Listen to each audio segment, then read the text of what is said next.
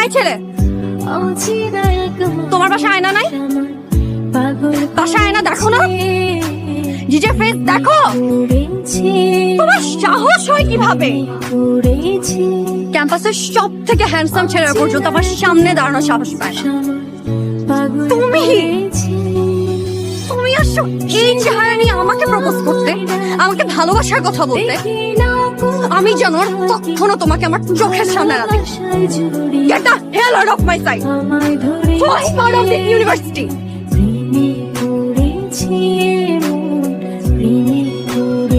ওর সাহস হয় কেমনে?